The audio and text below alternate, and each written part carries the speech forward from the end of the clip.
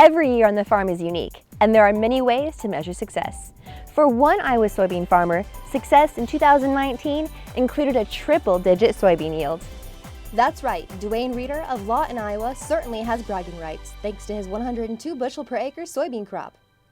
We started out last year in the National Corn Growers Contest, and then we just decided with my agronomist that why don't we do beans too, and shoot for 100 bushels. And that's what we did.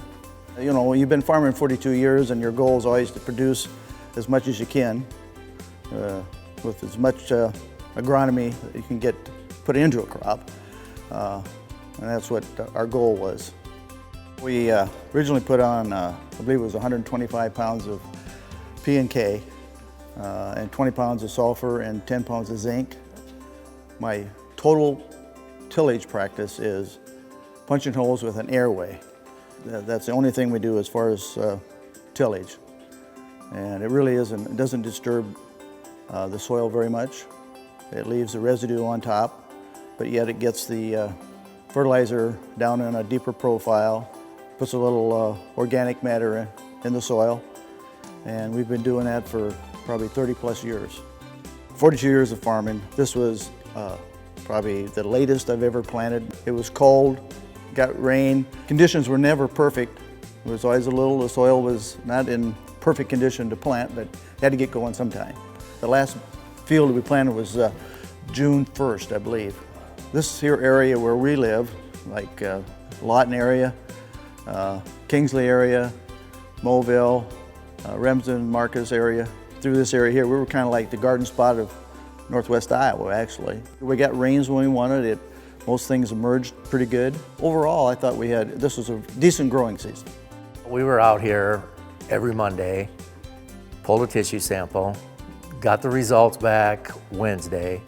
We were reviewing them, and then whatever it needed, we would feed it. There's a few times throughout the year where the tissue sample, just the timing of the stage, we put on a product called like QLF Boost that is a sugar-based product. So we basically sprayed sugar on it. When the plants started putting pods on, and we went out there and we started counting them, that's when we got kind of excited.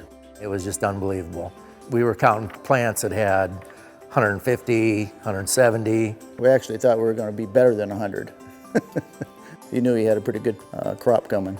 What I heard a lot of, oh, you guys are throwing all this money in there, it's not gonna pay.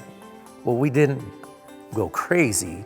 We did agronomically what it was calling for, to feed that plant to get it to where it needed to be. Mother Nature, didn't cooperate. If we could have had that plant in 3 weeks earlier, who knows what it could have been.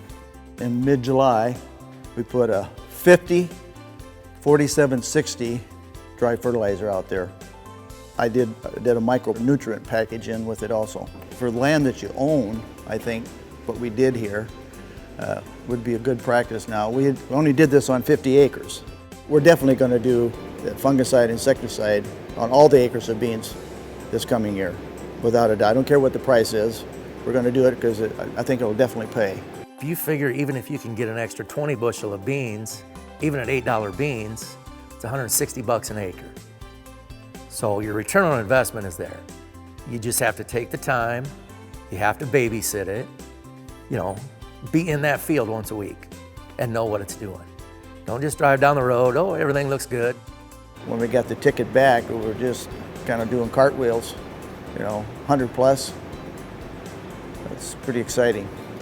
This is the weigh ticket that we got when we did it. It was 613.33 bushels on 6 acres. We're having a lot of fun. Actually, next year we hope to do better.